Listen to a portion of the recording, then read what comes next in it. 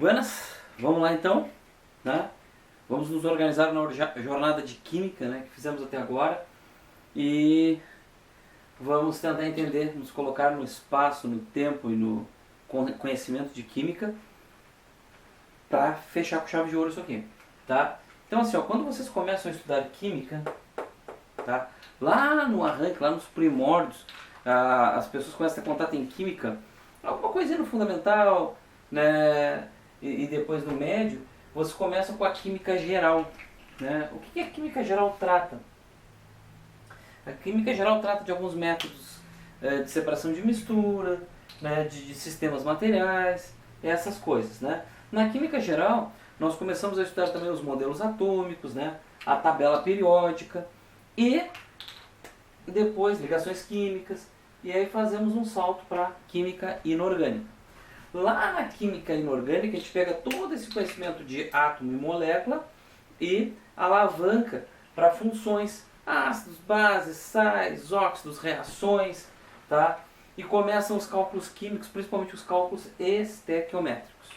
Depois nós vamos para a físico-química, né? Que vai abarcar o que veio lá de teoria atômica molecular e cálculos, tá? Junto com soluções, com gases, relações de energia, relações de cinética, de equilíbrio químico, de eletroquímica, de química nuclear, né? E fechamos essa parte, esse núcleo hard aqui da química, certo? Depois, finalmente, nós vamos para a química orgânica, conteúdo bastante extenso, são 25, 26 funções orgânicas que se estuda, né? Nomenclaturas, identificação, grupos funcionais, grupos substituintes, né? Problemas de isomeria, né, aplicações múltiplas desse gigante chamado química orgânica, tá? Reações redox, adição, parará, né? E polímeros. O polímero já está virando um capítulo à parte, né? Acho que daqui a um tempo, antes de me aposentar, eu vou ter orgânica, polímeros, totalmente separado de orgânica, tá? A tendência é que separe mesmo. Na faculdade já tem disciplina de polímeros para os engenheiros químicos separados, tá? Nós vamos começar a bioquímica, né? Via de regra, quando o estudante escuta química orgânica pela primeira vez, ele confunde com bioquímica, né? A gente tem mania de confundir orgânico com bioquímico. Tanto que você fala, não sei, o produto orgânico era para ser produto bioquímico, tá? Porque o que está relacionado ao fenômeno vida é a bioquímica. O orgânico é a química do carbono. Então, uso de senso comum, né? Alface orgânica, não sei o que, isso é bobagem. Essa relação com o organismo é totalmente dessignificada, né? Quando o Friedrich Wahler consegue sintetizar a ureia pela primeira vez, há essa separação, né? O que é exclusivo do fenômeno vida vai ser bioquímica. Bom, essa bioquímica é a mesma bioquímica dos biólogos? É a mesma bioquímica dos biólogos. É a mesma bioquímica dos veterinários. É a mesma bioquímica dos médicos. É a mesma bioquímica dos nutricionistas. A mesma bioquímica de todo mundo que estuda bioquímica. Como tudo na vida, ela pode ser visto de vários pontos diferentes. Nós podemos trabalhar com um viés diferente. Então, com certeza, o ponto de vista de alguém da área da saúde e das áreas mais biológicas vai ser menos molécula e mais fenômeno, tá? E o nosso ponto de vista químico vai ser mais molecular mesmo, certo? Então, é uma questão de viés, mas a bioquímica, sim, ela vai tangenciar todas essas áreas, né? Ela, na verdade, é uma das manifestações da química como um todo. Eu até poderia fazer aqui para vocês o seguinte, ó. Vamos pegar a química e vamos botar na pirâmide do conhecimento humano, tá? Aqui na base a gente tem a matemática, no topo a gente tem a moral e a ética, tá? A química está exatamente no centro da pirâmide do conhecimento. E ela também fica no centro da unidade científica. Então, se vocês notarem, os químicos têm grande facilidade de comunicação com filósofos e com matemáticos, né, com físicos e com o pessoal da área de saúde. Né? A química faz uma conjunção muito interessante, né, com as outras áreas. Isso é um negócio muito bacana da área de química. Né? Uma das coisas que a gente aprende depois de ser químico, digamos assim, e que surpreende positivamente. Né? De todas as surpresas que uma área de estudo tem, essa é uma das muito boas que a química nos dá. Tá? Então eu não quero me exibir, mas a química tem esse polvo, né, que bota tentáculos em todas as áreas. Até com psicólogos, psiquiatras, a química vai conversar bem em função de neurotransmissores, né? A a questão toda de pulso, a gente sempre está metido nessas coisas, até com os geneticistas, né? Basicamente, quem vai trabalhar com a parte de engenharia genética são químicos, né? São químicos, são um tipo de químico muito especial que até ganhou um curso separado para eles que são os biotecnólogos, né? Na verdade, o biotecnólogo ele é muito mais químico do que bio, o estudo dele. O estudo dele é muito, né, de genética a nível molecular, tá? Então, digamos que é um químico hipertipado em genética, tá? Então, então isso é uma coisa interessante, é uma área, é uma disciplina muito comum, tá? Então é normal às vezes nas universidades vocês acharem turmas que tem gente de vários cursos diferentes tendo bioquímica, né? O departamento de química lá, o instituto de química libera essa disciplina, né? E aí estudantes de vários cursos vão se achar lá na bioquímica, essa disciplina tão legal. Bom, o que ela tem de difícil? Moléculas grandes, situações complexas. O que ela tem de bom? Bom, de fácil, digamos assim, é que a parte numérica é pouco presente na vida de vocês, estudantes secundaristas, na bioquímica. Ela tem uma parte numérica pesada também. Vai ter estequiometria, vai ter equilíbrio químico, tudo isso tem na bioquímica, né? As enzimas são catalisadores, são os catalisadores mais eficientes que nós conhecemos. Então, cinética química, equilíbrio químico, todos os cálculos de química são aplicáveis aqui na bioquímica, são aplicados, tá? Mas isso num nível, né, mais adiante, nos níveis universitários e posteriores, tá? Bom, então vamos lá. Vocês vão estudar na química uma bioquímica, que é o estudo do fenômeno vida, que nem na biologia, porém com uma base atômico-molecular. Nós vamos nos preocupar muito com grupos funcionais, com estrutura de molécula e com coisa assim, tá? Bom, o que mais importa para vocês dessa base atômico-molecular, vou puxar com uma seta bem grande, tá? É a questão de nutrientes. Tá? A questão de nutrientes é a que mais importa para vocês. Imagine que vocês são o governo de qualquer país e você tem que pegar gente da idade de vocês, que está quase numa faculdade ou entrando numa faculdade, né? E você olha, o que de bioquímica esses caras têm que saber? Bom, a parte de nutrientes. Tá? Do engenheiro de alimentos até o veterinário, né? do médico, nutricionista, enfermeiro, até o professor de educação física, a parte de nutrientes vai ser a comum mesmo a todo mundo. E também é uma das grandes preocupações, tá?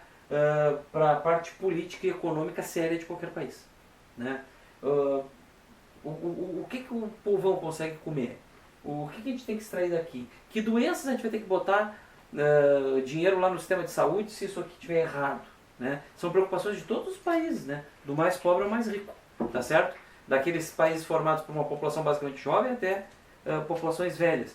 E para países em desenvolvimento, né? Se está em desenvolvimento é porque não desenvolveu ainda, né? Para países que nem o Brasil, os BRICS, vocês estudam aí nas humanas, né? No Brasil a gente tem um grande interesse nisso aqui. Por quê? Nós somos o maior produtor de comida do planeta. Nós produzimos 5 vezes mais comida do que precisamos. Nós temos comida, mas nós temos pouco dinheiro. Nós não somos um país rico. E nós temos uma população que está envelhecendo. Nós temos uma população que está ficando com a sua média de idade mais alta, né? E isso já traz doenças. O tempo traz doenças, é natural. E nós temos também uma população que está se alimentando mal, tudo gordinho, que nem eu, né? Sedentário. Então nós temos dinheiro de país pobre e problemas futuros de saúde de país rico, né? Então é muito importante isso aqui, né? Para essas áreas todas de estudo. Então a bioquímica é uma base, ela é um dos pilares, né? Que vão sustentar isso aí. Bom, antes de falar em nutrientes, vamos entender o que é um nutriente. Nutriente é uma coisa que tu ingere, né? E vai nutrir, vai alimentar o teu organismo. Então, por exemplo, água. Água não é nutriente, tá? Água hidrata, mas ela não é um nutriente. Tá certo?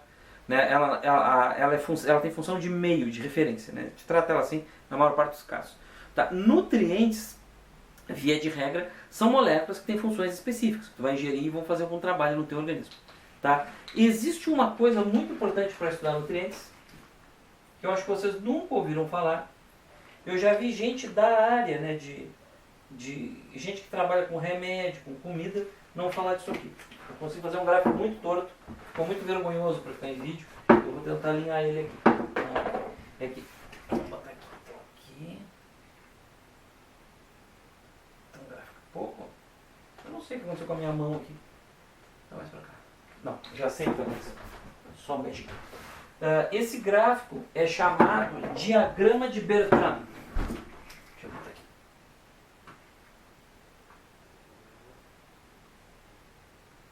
Tá? Aqui. Certo? É chamado diagrama. Vou anotar aqui para vocês. Diagrama de Bertrand. Depois que eu explicar ele, vocês vão achar ele meio óbvio. Isso aqui não cai em Enem. Possivelmente as pessoas que elaboram o Enem não sabem isso. Isso me desculpe a sinceridade, mas a gente vê cada babaquice em bioquímica no Enem que eu vou deixar registrado em vídeo.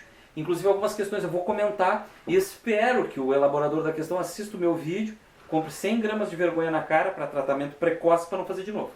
Em 2015 nós tivemos uma prova de Enem que era um lixo de bioquímica, um lixo total, né? E eu vou esculhambar essa prova de ponta a ponta com vocês depois, para a gente não rir, para a gente se abraçar e chorar, porque é muito triste que se selecione pessoas com equívocos, com absurdos científicos, tá? Então vamos lá.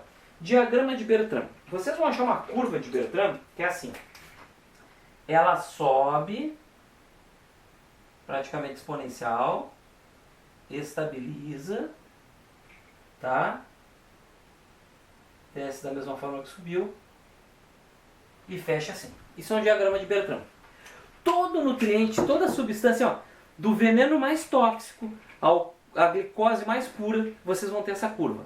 Da vitamina mais interessante, que agora estamos discutindo, vitamina D, por exemplo, para a questão da pandemia, e sempre se discute muito para a questão de saúde, vitamina D, vitamina K, até o cianureto, que te mata.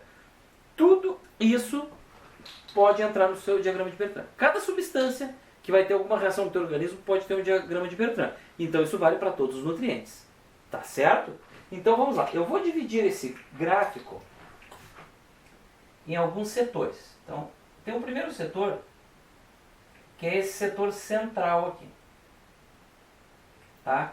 Esses dois setores aqui laterais, ó, eles se subdividem. Tá? Isso aqui é empírico, isso aqui é prático. A gente tem que medir na prática, infelizmente. Vocês já vão entender. O que é o eixo do X aqui? Ele é a concentração do nutriente de vocês no organismo. Concentração do nutriente no organismo. E é claro que você vai ter várias unidades possíveis. Vai ter mol por quilo, grama por quilo, miligrama por quilo. Tem várias unidades. A gente pode botar todas na mesma unidade, se quiser, não tem problema. Mas a unidade não é importante. Então, ou seja, quando eu estou aumentando aqui no eixo do X, eu estou aumentando a concentração desse nutriente, dessa substância no organismo. Ok? Bom, e o que é aqui o meu Y? O Y tem a ver com a qualidade de vida, com os índices de saúde do sujeito que está ingerindo isso aí. Tá? Então, vamos tentar entender o que é cada setor do gráfico. Tá? Isso aqui, os países de língua inglesa chamam de Optimus, não tem a ver com os Transformers, tá? Optimus Range.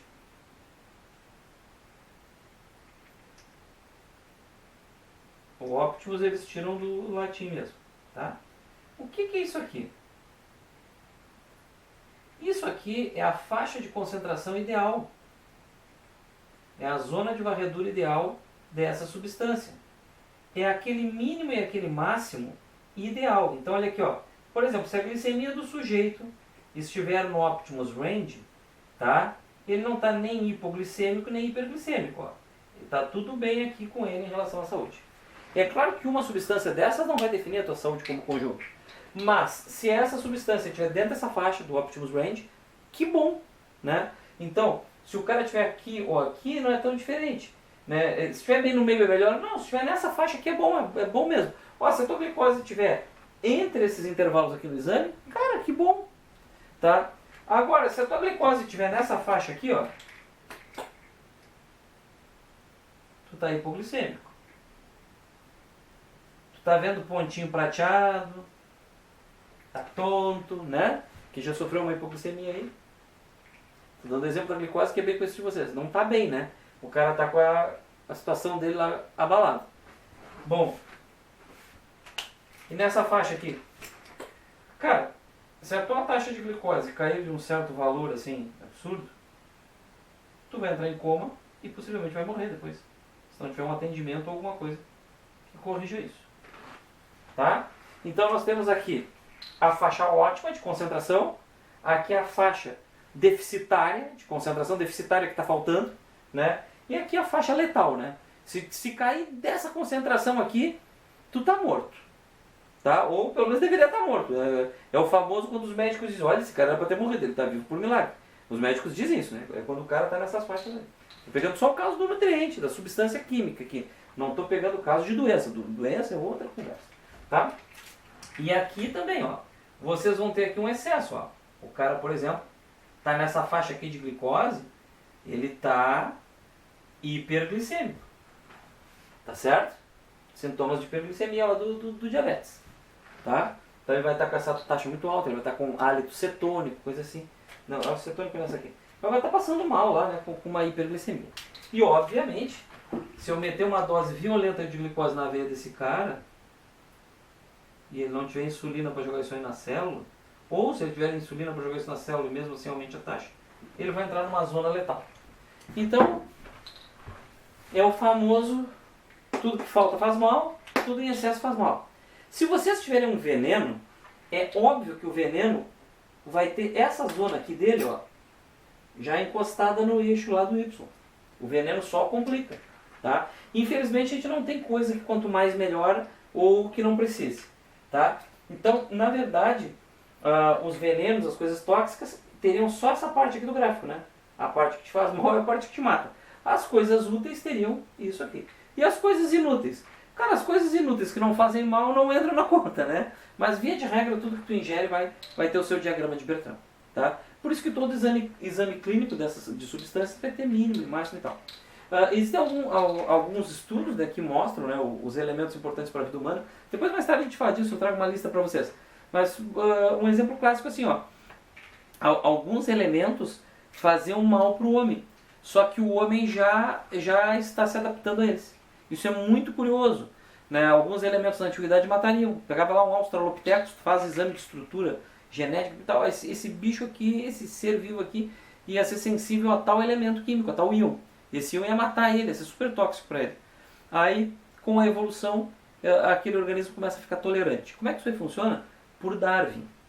Isso aí funciona por Darwin. Um exemplo clássico da espécie humana é o zinco. Muitos governos estão proibindo o zinco em alguns remédios, só que o que eles não se dão conta é que, diante da evolução, nós estamos ficando tolerantes ao zinco. Hoje o zinco já não é um grande problema para a saúde humana. Tá? Por que isso aconteceu? Bom, eu estou chutando agora, mas possivelmente o que dizem os artigos é que lá na antiguidade, a antiguidade lá, primatão mesmo, lá, né, elo perdido, o ser humano era muito sensível ao zinco. Entrava em contato, se intoxicava e morria. Todos? Não, nem todos. Alguns sobreviviam. Os que sobreviveram tiraram cria e estamos aqui. Né? Então a evolução não é melhoria. A evolução é quem sobrou e vai tirando cria. Quem vai sobrou e vai tirando cria. Então o que se adaptou. E não é um indivíduo, é o grupo, né, que se adaptou. Tá? Então, diagrama de Bertrand, acho que poucos professores falariam para vocês. A gente trabalha muito com o diagrama de Bertrand na química inorgânica avançada.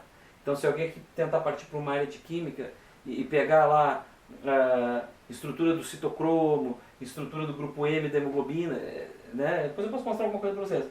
Vai trabalhar bastante com o diagrama de Bertrand. Tá? Outra hora a gente fala mais disso aqui, mas é muito interessante. Isso aqui a humanidade tem tudo isso catalogado. É importantíssimo ter registro disso, né? E ser revisado periodicamente também. Bom, existem então os micronutrientes. O que são os micronutrientes? Aqueles onde o Optimus range é de baixa range. É de baixa concentração. Então um pouquinho daquilo ali já dá muita diferença. Então, nós vamos trabalhar com isso aí. Micronutrientes quem são? Minerais, vitaminas, tá? Eu vou botar 3 pontinhos. Então aquelas coisas que em pequenas doses nós temos grandes influências, grandes mudanças no corpo. Né? A água entraria aqui? Pode, se vocês quiserem botar água aqui nos micronutrientes. Só que a água ela é meio, né? Quando a gente fala de água necessária, aquela água para as reações da bioquímica, via de regra a gente tem tanta água no organismo que é até meio ridículo falar disso. Mas a gente poderia colocar aqui no diagrama a morte por desidratação e a morte por afogamento, nada impede. Mas a água a gente tem digamos que ele é um caso à parte muito especial, ele é meio, tá? Mas poderia, se quisesse colocar, ele não tem erro, tá? E quem são os macronutrientes? Os macronutrientes são aqueles que classicamente vocês estudam na bioquímica. Então vamos colocar aqui macronutrientes. Então vocês têm lá os carboidratos, que é o grupo que nós vamos dar mais atenção. Nós temos as proteínas. Lembra que enzimas também são proteínas, tá? E nós temos, tá, os óleos ou gorduras, também conhecidos como lipídios. Lipídeos com erro de português que se tornou regra, né? Porque as pessoas começaram a botar um E devido aos escritos em inglês, que escreve com um E no final, né? Mas em português é lipídio com I, tá? Isso aqui não é erro de português. Na verdade eu estou certo quanto ao português. Não corrijo quem faz o contrário, mas é um neologismo que eles usam, né? Em português é lipídios. Bom, então, algumas diferenças sobre grupos. Carboidratos e proteínas são substâncias polares, então elas têm uma grande atração pela parte aquosa, tá? No organismo de vocês. Os lipídios são basicamente apolares. Quando a gente fala lipídios, são compostos apolares ligados ao fenômeno vida.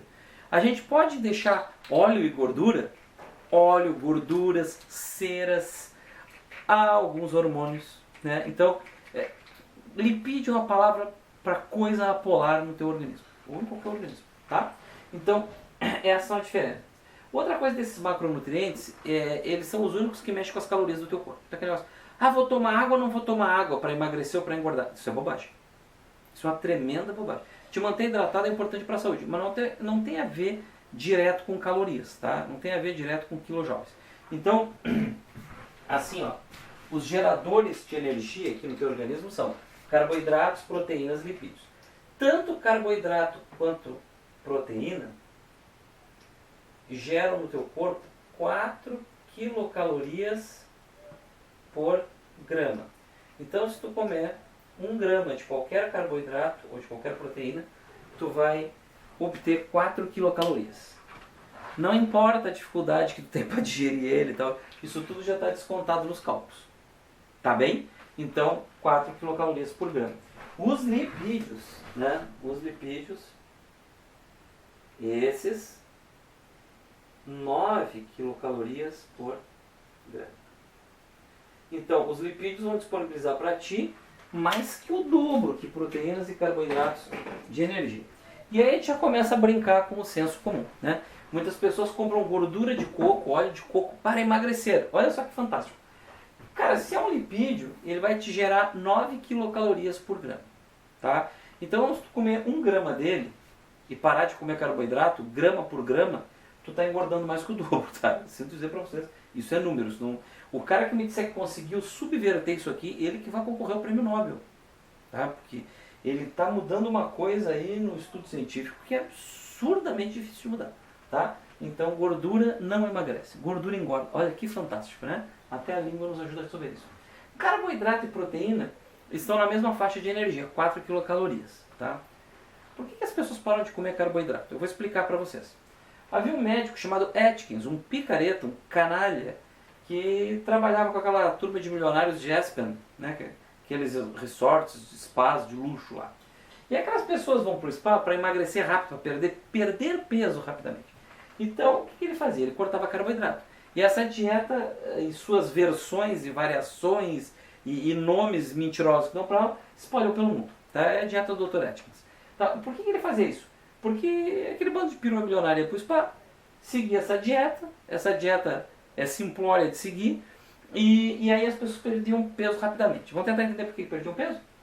Tu corta o carboidrato, o sistema nervoso precisa de glicose para sobreviver. Se o teu sistema nervoso não tem glicose, ele vai fabricar glicose na marra. Ele vai fazer gliconeogênese. O que ele vai fazer? Ele vai pegar os teus músculos, vai decompor as tuas proteínas, vai fazer proteólise e vai convertê-las em glicose. O teu rim vai pagar caro porque tu tem que tirar o nitrogênio das proteínas para virar glicose. Tu vai ter essa glicose e vai perder peso. Só que o peso que tu está perdendo é de massa magra, de músculo. Como o músculo é polar, é mais denso que gordura, então tu perde peso bem rápido. O problema é que tu não emagreceu, tu perdeu massa magra. Esse é o grande problema das dietas que restringem ou cortam carboidratos, são muito burras. Tá? Se qualquer pessoa disser isso para vocês, essa pessoa está esbarrando na bioquímica, que é uma coisa de fundamento.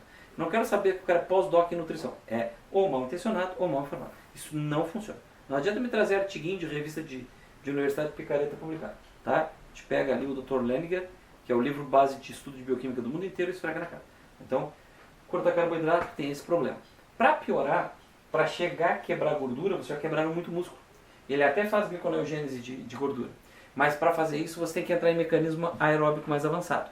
Por isso que aquele teu treinador, aquele teu professor de educação física da academia, acertadamente, te coloca naquela bicicletinha, te coloca a fazer exercício aeróbico, pular corda, não sei o que, correr, por mais de 45 minutos.